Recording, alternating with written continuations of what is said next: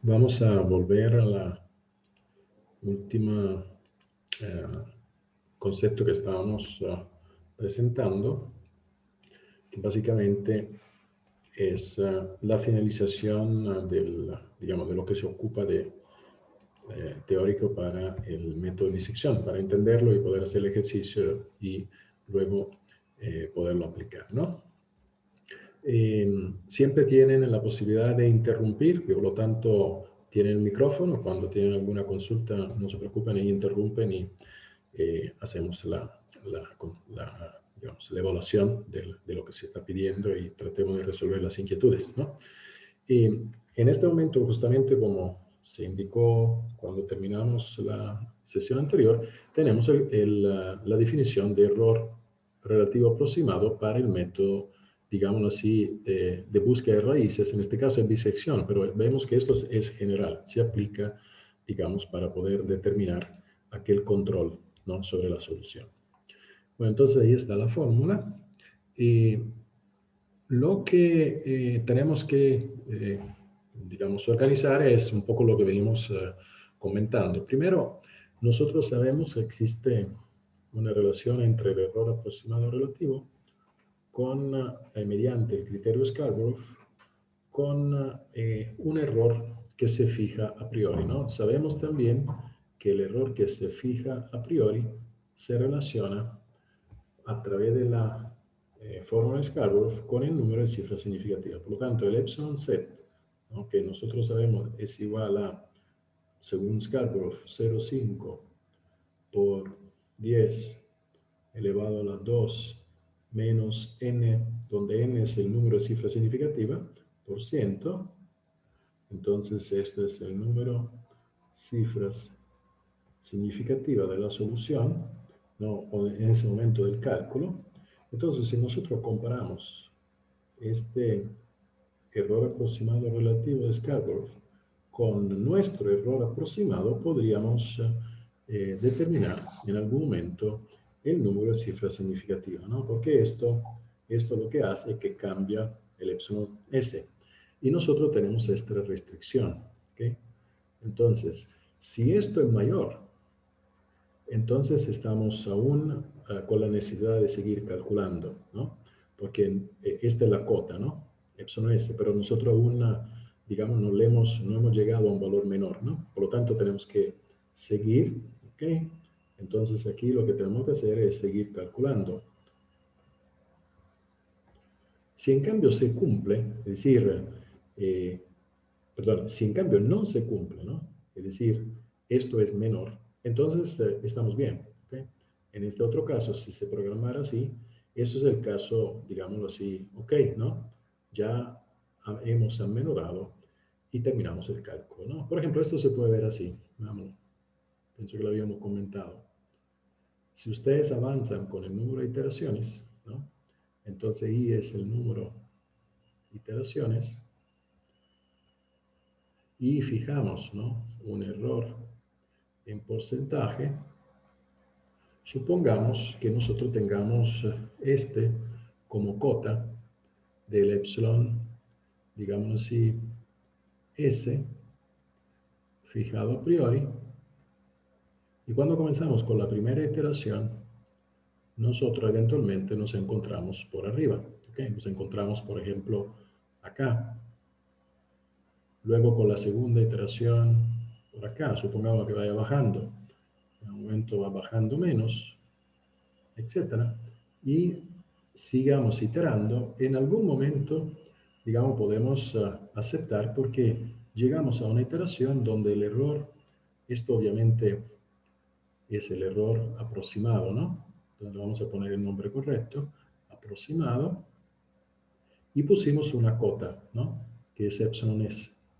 Cuando nosotros bajamos esa cota del error, entonces podemos considerar que para esta iteración, listo, aquí termina el cálculo, ¿okay? Entonces, cuando esto no es mayor, ¿okay?, porque hemos cumplido con esta condición, entonces el cálculo termina, ¿okay? Entonces, digamos que eso sería el criterio que podría tener el computador. El computador tiene en memoria este valor, ¿no?, de acuerdo a la cifra significativa nosotros que queremos, y comenzamos el cálculo y en algún momento llegamos a cumplir con esa cifra significativa, por lo tanto, ahí el cálculo termina, ¿no?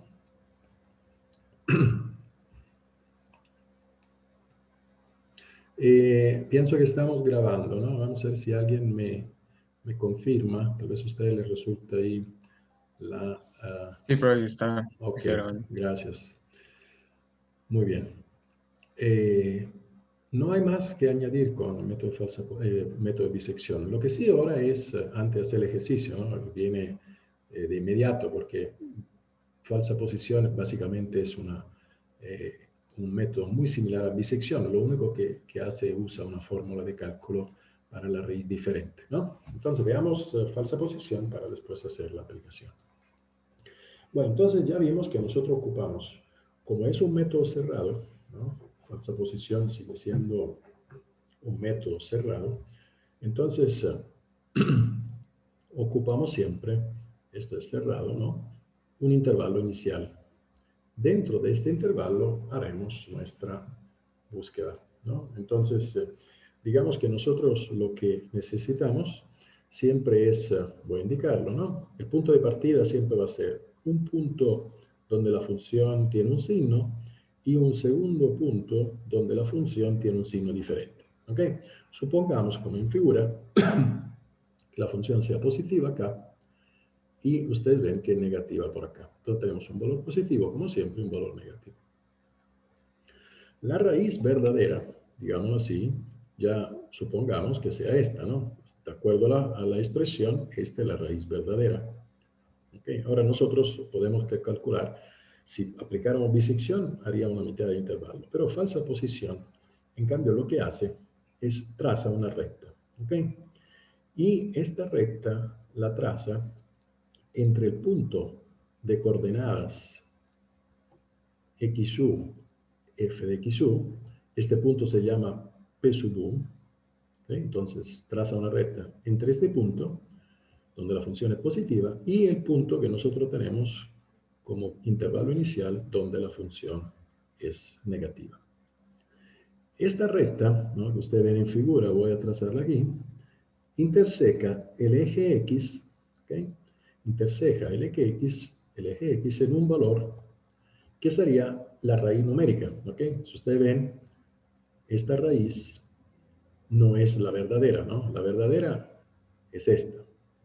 Pero digamos que esta es una aproximación a la raíz. Digamos que el método de regla falsa o falsa posición, que es un método antiguo, lo que consideró es trazar una recta y en la cercanía de la recta probablemente justamente se aproxima a la raíz, no exactamente la raíz, pero una forma de calcularla. ¿Okay? Entonces se aproxima, es una aproximación, ¿no? Bueno, una vez que se tiene esta recta, voy a hacer la simulación y luego vemos cómo hacemos. Una vez que uno tiene esta recta, ahora voy a utilizar el color rojo, ¿no? Uno tiene la siguiente situación. Tiene el punto P sub L, el punto P sub U, y luego tiene un nuevo punto. ¿Okay? Este punto, como ustedes ven, lo podemos llamar P sub R, ¿okay? Es un punto donde la función o es positiva o es negativa. Si ustedes miran, en este caso específico, la función en ese punto es negativa. Entonces, el nuevo cálculo, ¿no? Si fuera con un método como esto, ¿no? Por ejemplo, gráfico, ¿no? O de imágenes, ¿no? De reconocimiento de patrones de imágenes, lo que haría el computador es trazar una nueva recta. Obviamente, la nueva recta, que es la recta en color rojo, tiene que pasar positivo o negativo. Entonces, como tiene un positivo por acá y tiene un nuevo negativo por acá, entonces la recta tiene que pasar por este punto y por este punto. O sea, si el computador tuviera un algoritmo gráfico, lo que haría es trazaría esta recta, la cual, como ustedes ven, ahora determina otra intersección. Porque ahora la recta, ustedes ven que va a buscar esta otra intersección. Porque sería la intersección, ¿no? Esto sería, digamos así, P, R, PU segmento intersecado X, ¿okay? El eje X. Entonces, esta intersección es básicamente esta. Al igual como la primera solución, que era esta, era la intersección entre PL, PU, segmento PL, PU, intersecado eje X. Entonces, digamos que si fuera una solución gráfica, con reconocimiento de imágenes, podríamos comenzar a calcular raíces de esa manera, ¿no? Pero normalmente nosotros ocupamos una fórmula, ¿ok? Entonces, ahora vamos a ver cómo, en lugar de hacerlo de esta manera, ¿no? Gráficamente, necesitamos una expresión. Pero aquí lo que se usa es la trigonometría, ¿no? Entonces, básicamente, se usa el concepto de tangente, ¿no? Si ustedes ven, ocupamos XR, ¿no? Nosotros ocupamos despejar siempre el valor de XR, ¿no? Que es este. Porque al igual como lo hicimos, voy a devolverme, ¿no? Al igual como lo hicimos con bisección, nosotros siempre ocupamos un valor de XR. En este caso era la media. Muy bien. ¿Okay? Era la intersección. Si ustedes lo ven, también aquí se podría hacer gráfica, ¿no? Es la intersección entre la media y el eje X. ¿Okay? Entonces, esta intersección es la solución nueva. Luego se sigue pasando otra media, etc. Bueno, aquí la intersección es la falsa posición o la regla falsa. Entonces, ¿cómo se procede? Bueno, muy simple, ¿no? Concepto de tangente de cita. Tengamos cita este ángulo, ¿ok? Este ángulo sea cita, ¿ok? Entonces, la tangente de este ángulo es seno sobre coseno. Entonces, nosotros tenemos para tangente de cita esta primera definición, ¿no? El seno de cita, que es f de xu, o sea, esta altura, es el seno de cita, ¿no? Vamos a escribirlo mejor. Y después tenemos el coseno de cita. Entonces, aquí tenemos el seno y ocupamos el coseno. El coseno es xu menos xr, ¿ok? Voy a tratar de identificarlo. Aquí está el xr primero, ¿no? Porque hicimos otro cálculo, pero digamos, al inicio, el primer cálculo, ocupamos esta magnitud y esto es el coseno de cita, ¿ok? Entonces, al final tenemos la posibilidad de calcular la tangente de cita. Pero si miramos el cita del otro lado, ¿no? Como son ángulos opuestos al vértice, vamos a utilizar un color morado para identificarlo. Nosotros tenemos que también esto es cita, ¿no? Entonces, este ángulo es cita. Entonces, seno de cita ahora sería, digámoslo, justamente esta altura. Y el coseno de cita sería este segmento. ¿Ok? Entonces, esta altura es menos f de xl, porque tenemos que ser positivo, ¿no? Esto es una tangente positiva, entonces esta también tiene que ser definida positiva, por lo tanto, hay que tomar el valor de fxl en esta gráfica con cambio de signo, ¿ok? Entonces, este le cambiamos de signo. Y luego usamos el coseno. ¿Okay? El coseno es positivo xr menos xl. Listo. Tenemos ahora una relación que permite calcular con estos dos conceptos de tangente de cita nuestra XR. ¿Por qué? Porque la XR está aquí, ¿no? Está dentro de la fórmula. Ahora, como esta es una igualdad, todo es conocido, ¿no? Vamos a revisar. F de xu es conocido porque es el punto inicial. F de xl cambiado de signo es conocido porque es el punto inicial. XU justamente es el punto inicial, XL es el punto inicial. O sea, podemos obtener de esta expresión, si logramos despejar XR, XR. ¿Ok? Y una vez que tenemos XR, procedemos luego de la misma manera, ¿no? Vamos a repetir el cálculo. Bueno, ¿cómo se calcula XR? No vamos a hacer el desarrollo algebraico, está en el libro. La fórmula para el cálculo de XR a partir de esta expresión se obtiene mediante un despeje algebraico de XR. Entonces, Si ustedes ven, pueden hacer el recíproco de las dos expresiones y luego separar XR. Digamos que después de unos cálculos se llega a esta fórmula, ¿no? Esta es la fórmula para XR. Y ahora cuando tenemos XR, hacemos lo que hicimos con la gráfica. Es decir, vamos a trabajar, ¿no? Voy a poner el color. Vamos a trabajar con la nueva interpolación o falsa posición. Tenemos que pasar una nueva recta y determinar, ¿no?, la nueva intersección.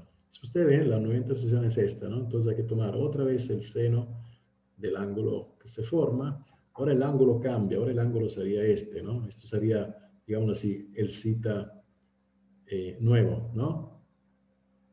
Y por lo tanto se sigue. Pero digamos, el concepto siempre es lo mismo, ¿no? Se toma el ángulo, la tangente y se sigue calculando XR hasta que en algún momento podríamos acercarnos a la raíz verdadera. ¿Okay? Eso lo va a decir el error, ¿okay?, aproximado de la iteración I, o lo va a decir Nmax, donde por Nmax tenemos el número máximo de iteraciones. ¿Okay? Entonces, con este concepto nosotros podemos tener un control sobre el cálculo. El nuevo intervalo se hace, como son métodos cerrados, siempre, digámoslo así, si usted lo ven en esta figura, el nuevo intervalo sería entre XU, ¿okay?, porque en XU es positivo, ¿okay?, y XR, la raíz, ¿por qué? Porque resultó ser que en XR era negativo. ¿Okay? Entonces el nuevo intervalo es entre XU y XR, porque también XL es negativo, ¿no? Entonces XL no nos sirve. Nos sirve la primera vez, pero la segunda vez esto hay que desecharlo, ¿no? Y nos quedamos con este valor y este valor.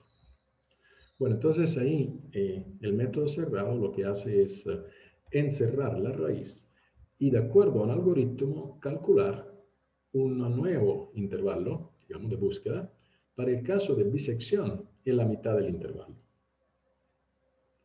Para el caso de falsa posición, en cambio, es la intersección con el eje X de la recta PL-PU, o si quieren PRPU o PRPL, depende de dónde nos encontremos. En algún momento no tengamos ni siquiera PL o PU, tenemos un PR1, un PR2, luego un PR6, un PR7, etcétera, etcétera. Es decir, vamos procediendo calculando siempre raíces, ¿no?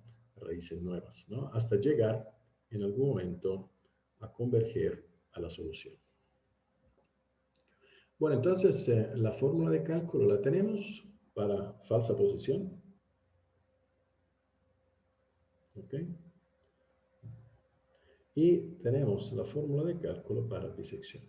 ¿Ok? Entonces ustedes ven, esto es para bisección. Bien, entonces podemos hacer los ejercicios.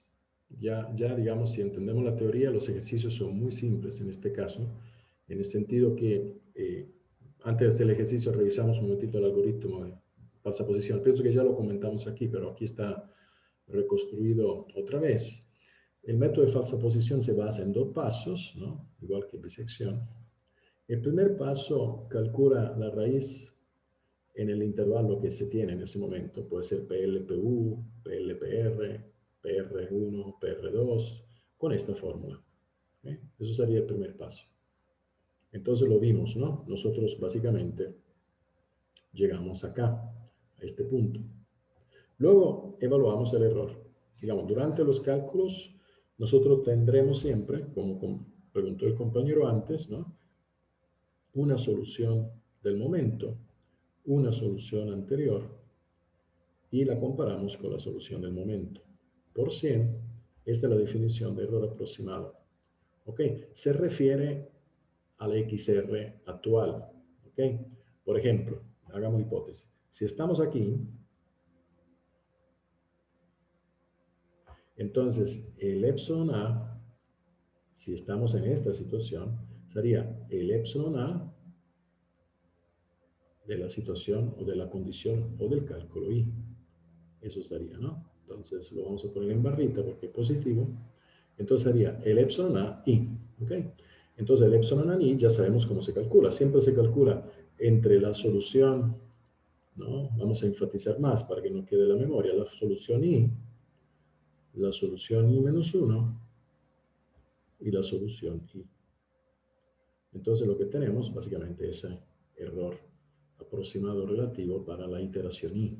¿Okay? Eso es lo que ocupamos. Entonces para este caso, que es el caso general, tenemos esto. Lo vamos a ver con un ejercicio. Ahora, ¿qué se hace con el paso 2? El paso 2 básicamente es la evaluación, el control del cálculo. Si el cálculo está bien, sacamos del cálculo. Si no, tenemos que volver, ¿no? Y ese concepto está aquí, ¿no? Se evalúa el error relativo. Si este es mayor al epsilon s, ¿no? De Skarsgård, entonces si este es mayor, hay que volver al paso 1, hay que seguir calculando, ¿no? O sea, hay que seguir en el ciclo, ¿no? Este sería el primer caso.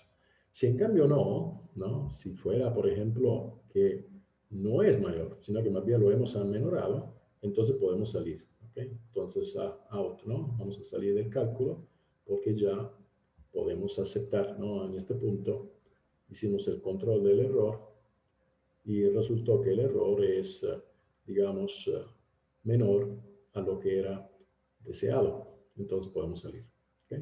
Si este es menor que el epsilon s, el cálculo ya está completo. ¿Okay? Eso es el criterio. O eventualmente, el máximo número de iteraciones. Digamos que eso es el sistema para aplicar la falsa posición o la bisección. Bueno, aquí tenemos los ejercicios. Habíamos subido en el Tech Digital el material de la clase de hoy. Deberían tener la imagen de ese ejercicio. Es más fácil trabajarla en el Paint por alguna anotación. Entonces, vamos a hacerlo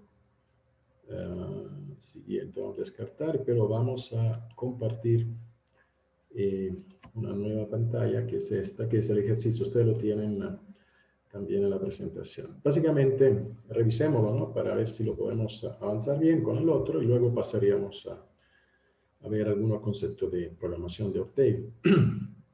Bueno, el pretexto aquí es buscar una raíz de esta y aplicar el método. Partamos, vamos a ver qué nos pide el ejercicio, el método de eventualmente primero bisección. Entonces tenemos la función, esta es la función. Como es una función que tiene funciones trigonométricas, se va a trabajar en radianes, ¿no? Entonces, importante, ¿no? Que recordamos que vamos a trabajar en radianes. ¿Ok? Y dice lo siguiente, seleccionando, calcula la raíz real de esta función, 3x más seno de x menos e elevado a la x, seleccionando los valores iniciales necesarios en los extremos del intervalo 0, 0, 5. Este es el intervalo inicial, ¿no? En algún momento el computador llegó a ese intervalo, ahora aplica bisección. Aplicaría 5 iteraciones. ¿Okay? Para el caso A, aquí se pedía con Newton-Raphson, pero nosotros aún no lo hemos visto, por lo tanto esto se excluye, ¿ok? Entonces no lo vamos a ver ahora. Pero bisección sí lo podemos aplicar, ¿ok? Entonces vamos a aplicar bisección y luego el ejercicio pide comparar las soluciones, pero nosotros lo que vamos a hacer, vamos a calcular el error de bisección y lo tenemos ahí para eventualmente, si lo resolvemos con Newton-Raphson, podemos comparar, ¿no? Para comparar métodos, normalmente se compara el error o las cifras significativas. De hecho, aquí se dice, ¿no? Usando criterio de error y cifras significativas. ¿Ok? Bueno, partamos con el método B, que es lo que hemos visto. Entonces, bisección.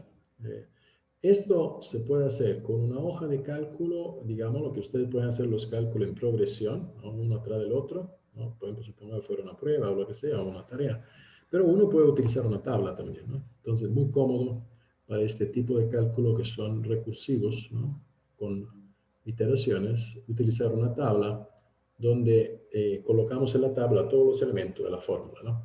Recordamos que la fórmula de bisección, vamos a ver si está por aquí está, lo que hace es usa XL, XU, pero monitorea el signo. Entonces es importante colocar el signo, ¿no? De la función para que se desprenda que el cálculo se ha hecho bien. Entonces, si lo hacemos en tabla, una posible tabla que reporte los datos para aplicar la fórmula de bisección es la que tenemos aquí. ¿Qué es lo que tenemos en la tabla? Esto va a ser siempre así, ¿no? El contador de la iteración, ¿ok? El valor XL, que en este caso ustedes ven es 0, ¿ok? El valor de XU, que en este caso es 0,5, y luego tenemos, para el caso de esta tabla, el valor de la función f de xl en xl, el valor de la función f de xu en xu, y luego vamos a calcular la raíz y después monitoreamos el signo de la raíz, porque sabemos que tenemos que encerrar la raíz, por lo tanto es importante también. Bueno, primero vemos si nos acercamos al cero, ¿no? De hecho, si ustedes ven, después lo vamos a ver, pero parece ser que el último cálculo arroja una raíz que podría ser eventualmente aceptable. De hecho, es 0,00000, disculpen, 26, 19, 635. ¿Okay? El ejercicio pide solamente aplicar el método, pero no dice cuándo parar el cálculo, sino que más bien dice haga 5 iteraciones. ¿Okay? Entonces el error lo vamos a monitorear igual para después calcular las cifras significativas. ¿Okay? Entonces ahí está el error, también lo vamos a monitorear. Y como no dice con cuántas cifras trabajar, ¿no? Solo dice haga 5 iteraciones, entonces tenemos que poner un criterio, porque por ejemplo, si se comparara con Newton-Raphson, tenemos que trabajar con la misma cifra significativa, ¿no? En los cálculos. Luego veremos cuántas son correctas. ¿Okay? Entonces, digamos que el punto flotante que nosotros usamos, supongamos, en este caso, el punto flotante, ¿no? Lo que nosotros sabemos, la mantisa, tuviera 7 significativas. ¿Okay? Entonces, digamos, nuestra calculadora, supongamos que la vamos a setear para que nos dé resultados con 7 significativas. ¿Okay? Si ustedes revisan, por ejemplo, aquí tenemos 1, 2, 3, 4, 5, 6, 7, y lo mismo acontece acá. ¿Okay? Revisen. Bueno, la primera fila entonces estaría lista porque para evaluar f de xl y para evaluar f de xu tenemos la fórmula esta, ¿no? Esta es la función. Entonces, esta fórmula nos permite calcular. Reportamos los cálculos parciales, ¿no? Eso siempre hay que hacerlo para eventual verificar si hay errores y si hay que hacer correcciones. Entonces, ahí tenemos la fórmula para la función. Y bisección dice que si la función es negativa y la función es positiva, entonces comience el cálculo. Muy bien, ahí está chequeado. En el caso de xl, que vale 0, revisen, la función debería ser menos 1. Entonces, 0, seno de 0, menos e a la 0. ¿Ok? Esto da menos 1. Revisen el cálculo. En el caso de xu, perdón, que vale 0,5, el primer cálculo, revisemos acá, el primer cálculo arrojaría 0,3307043. ¿Okay? Entonces aquí tenemos f de xu y por aquí tenemos f de xl. La mitad del intervalo es la raíz. Listo. La mitad del intervalo es la raíz. Aquí está la raíz. Si vamos a calcular el valor de la función en ese punto, usamos siempre la fórmula estrella de arriba. Revisen que debería dar 0,2866,215 negativo. Entonces ahí tenemos f de xr. Y ahora bien, ahora para el segundo cálculo hacemos el razonamiento que hicimos para la teoría y luego todo van a ser parecidos, ¿no? ¿Qué es lo que tenemos que hacer? Bueno, tenemos que hacer, tenemos que hacer la segunda fila donde tenemos que reportar los valores positivo o negativo. ¿Okay? No tenemos que equivocarnos. Siempre la raíz se reporta, o sea, siempre esto se tiene que reportar con su propio valor. ¿Okay? Esto siempre se reporta. Como el valor es negativo, ustedes ven que el valor de la función en la raíz es negativo, tenemos que arrastrar el positivo de antes. ¿Ok? Entonces vamos a ver cuál era el positivo. En xl vale 0, la función es negativa. No nos sirve. Mientras que en xu 0,5 la función es positiva. Esta sí sirve. ¿Ok? Entonces tenemos un positivo, ¿ok? Que es este. Y tenemos un negativo, que es este. Listo. Entonces procedamos ahora a llenar la fila 2. El valor positivo avanza. ¿Okay? Entonces, copiamos en la nueva posición de fila 2 el positivo, ¿no? Entonces, aquí reportamos el positivo. Mientras que el negativo lo vamos a calcular donde lo habíamos determinado, que era este. ¿Okay? Entonces, este valor lo transcribimos acá. ¿Okay? Entonces, ahí tenemos ahora el nuevo negativo correcto, ¿okay? Y el valor positivo correcto. ¿Okay? Perdón, el nuevo valor negativo correcto, que es este, o sea, este. Muy bien. Y el positivo correcto. El positivo era lo que quedó de antes, ¿no? Porque la solución que dio XR fue negativa. ¿Okay? Entonces tenemos ahora, revisamos, ¿no? Tenemos un negativo, ¿ok? Y tenemos un positivo. Listo, podemos seguir. Eso es correcto. Si en cambio se reportara, por ejemplo, como la función fue negativa, se reportara el otro negativo, entonces entre negativo y negativo es muy probable que hemos perdido la raíz, ¿no? Porque sabemos que cuando son con el mismo signo, o no hay raíces o hay raíces en número par. ¿Ok? Entonces digamos que en este caso bisección exige estrictamente, ¿no? Cuando se aplica el algoritmo, que haya un cambio de signo. ¿Okay? No vale reportar datos con el mismo signo. ¿Okay? Bueno, entonces ahora si esto está bien, tendríamos el nuevo valor que da bisección, que es la mitad, ¿no? Si ustedes suman 0,5 con 0,25, ¿ok? Entonces ahí tenemos básicamente 0,75, la mitad 0,375. Esta es la mitad, la nueva bisección. Y si vamos a sustituir en la fórmula, digamos, de la función, este valor arroja 0,063628111. Son 7 significativas, ¿no? 1, 2, 3, 4, 5, 6, 7. Parece que se está usando redondeo, verifiquen. Entonces son 7 significativas por redondeo. El error lo vamos a revisar después, ¿no? Ahora dejamos de lado el error. Concentrémonos en el cálculo de la raíz. Después veremos el error.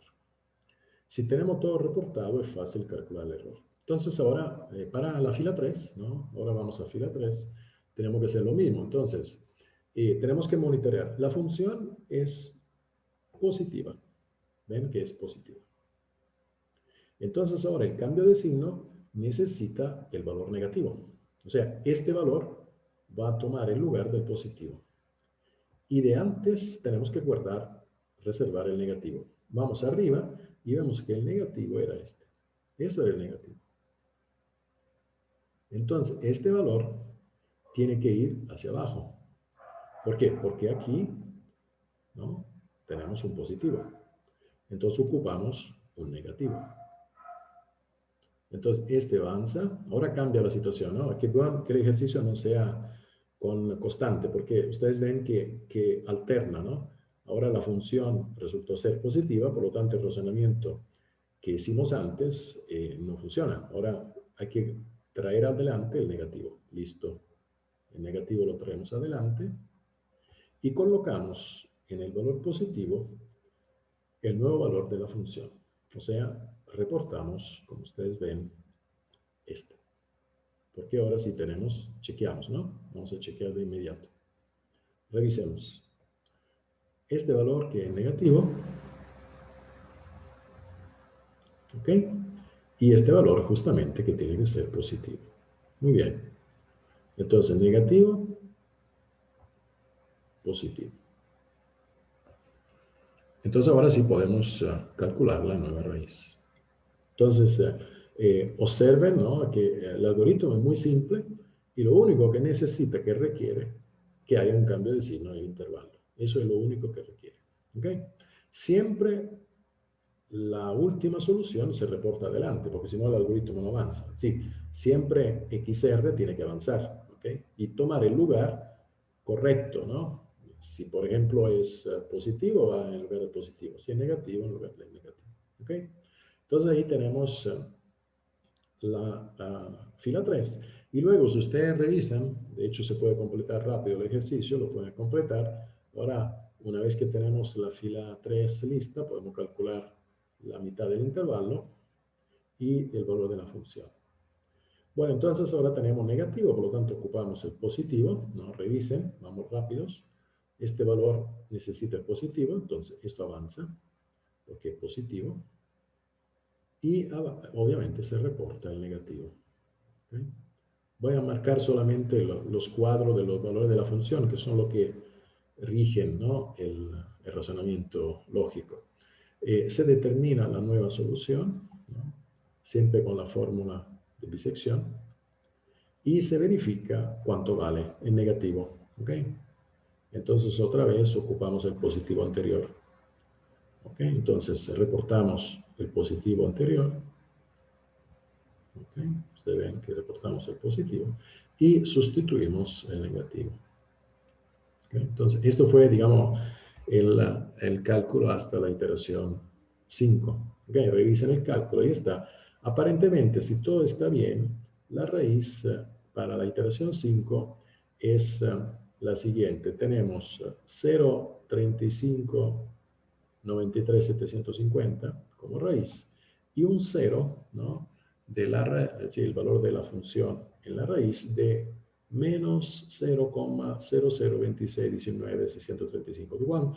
Digamos que estamos casi, ustedes ven, a un 10 a la menos 3, ¿no? Porque sería 2 por 10 a la menos 3. Digamos que esto es el valor que daría la función y como son 5 iteraciones, ahí se determinó. Para los errores, ¿no? De acuerdo a la consulta que se hizo antes en la clase, ahora aquí lo pueden verificar bien, pienso que ahora vale el ejemplo numérico, nosotros tenemos la siguiente situación. En la iteración 1, no tenemos cómo calcular el error porque no tenemos uno previo, ¿ok? Nosotros tenemos solamente la nueva raíz, ¿no? 0,25, pero no tenemos uno previo, ¿ok? Si en cambio vamos a la iteración 2, sí tenemos la posibilidad de calcular el error porque tenemos la solución actual, que es 0,375, ¿ok? Y la solución anterior, que es 0,25. Entonces, 33,3 debería ser, verifiquen, la diferencia entre 0,375 menos 0,25 dividiendo la solución actual, 375 por 100, positivo. ¿Ok? Revisen eso porque ya estamos con la hora y en 10 minutos volvemos, ¿no? Vamos a volver a este ejercicio. Mientras tanto, pueden ustedes calcular los errores de cada iteración. ¿Ok? 10 minutos y volvemos.